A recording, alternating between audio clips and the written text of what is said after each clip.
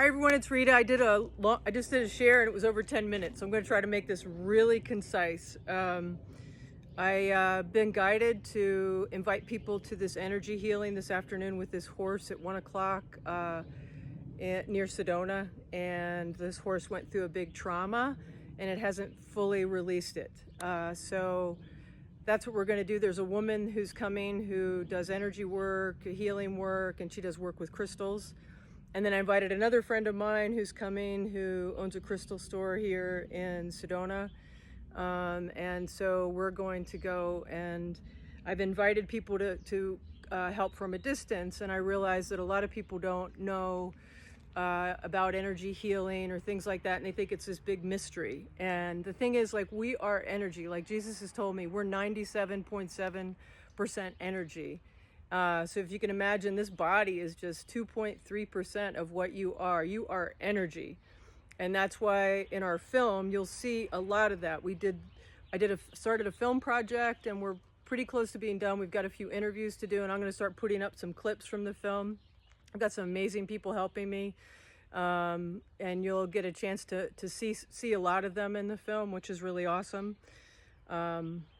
One of the things I did was I used Palo Santo before and after pictures, and I did that just a few minutes ago. And Palo Santo, you have to realize, is a lot of people, it's becoming more limited because there's more of an interest in it. As this planet spiritually awakens, we're at the beginning of one of the biggest awakenings this planet has ever seen, and that's why a lot of us are here. I mean, I love planet Earth. I'd come back here in a heartbeat. You know, when people say, "Oh, I can't wait to not come back here," I'm like, "Are you kidding? This is amazing. We can do all these things here that I know that is different than on other planets, right?" So, and you don't need all this garb type stuff to do energy healing work. I just got guided to put some stuff on that amps my energy up. So, and I want to show you real quickly how to do that. So you really want to ground yourself because everything happens through the body. Oh, with the Palo Santo, I wanted to tell you.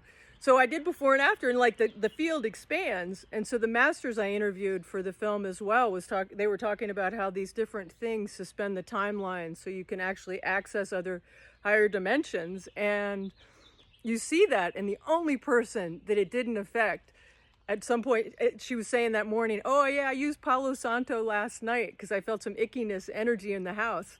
So I was just like, and that's the only person that the Palo Santo didn't expand her field. So, but it's her field, it's our field. So we can bring these different things into our field and it helps to open it up or suspend the timeline so we can access more of what we are. And again, you'll see all that. You'll see that in this film. I mean, I've been guided beautifully. I've got some beautiful producers and directors that have been part of this, and an amazing aura photographer, and we're working with Curlian photography, which is very science rooted, and we'll interview a quantum physicist from Russia that's a teacher in St. Petersburg who can explain more about the science behind it, as well as Bruce Lipton, who's been talking about epigenetics and the fact that we're energy and that we create our reality for decades, and so he's finally getting like mainstream, which is awesome. Although you won't see that on the internet sometimes. I mean, there's still, whether it's some sort of fear or potential, like, I don't like to think of anyone wanting to suppress anyone, but the deal is, like, you were born a healer. You were born knowing how powerful you were, like what you expected. That if you watch babies, they expect everything. They don't expect to have to do something to get something.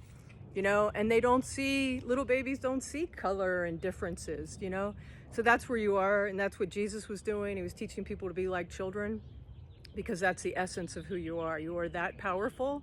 I'll just tell you the practice that I use, and then we're going to do a little energy attunement for about a minute or so. But in bringing your oversoul into your body, get all the way down where your attention is down in the base of your spine. In your legs, there's a chakra below your feet. You can walk, when you walk, think of that chakra, and then go down into the center of the earth, which is either crystals or however you see it, fire energy, whatever it is. But imagine it like spiraling up through your feet And this light, just bring white light, like spiral it up like a beautiful fountain coming around you, you know, and then comes down and it spirals back up. And just picture like all your chakras lining up and clearing any energy that is not supporting your highest good, you know, and the highest good of everyone you're connected to. And then expand your field out, expand it all the way out. You can say, put me on my fundamental ray now. And you can do that throughout the day. Joshua Bloom taught me to do that. So like you're in this power position where your energy entrains a room, right? Now put your hand out like this, and I'm gonna just share some energy with you. It's like, just feel like you might feel some warmth in your hand. You might feel some tingling. I've been told we can do this. We're all energy. And I've also, my experience is that distance energy is more powerful than in-person energy.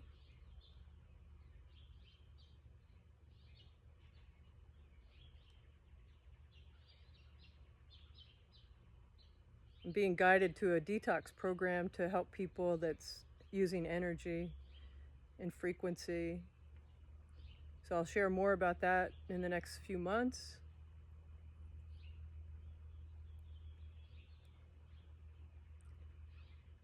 Just feel that energy. You could feel it.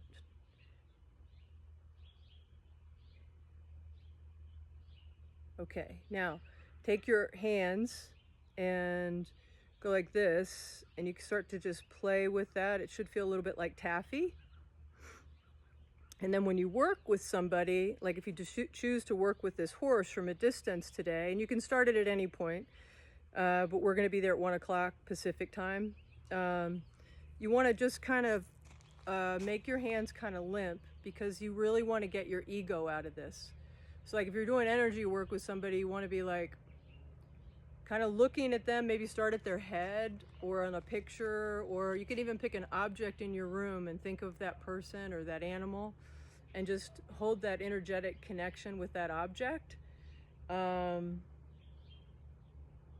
And if you make your hands limp, kind of limp wristed, it kind of takes out, like I've seen people go like this, you know, like, and you don't want that, because the more your ego's in it, the less effective you are. So you just want to get your hands really limp, connect in with the field. You'll feel it. You'll feel like the taffy pull. And you can do this with your pets. You can do it with kids, you know, adults. And you can just start to walk away from them, and you'll feel that energy. If you're actually working with somebody, you'll see their eyes maybe start fluttering underneath when their eyelids are shut. And what you're doing is, it's like you're a spark or a conduit to their higher self. So it gets their higher self involved in what that person needs. Sometimes people get messages.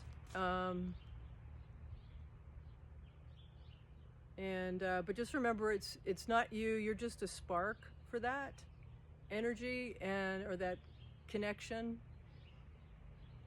And a lot with dogs, a lot of times I'll say, what are you going to do with this? You know, and I try to get out of I think about like other things, you know, so I'm not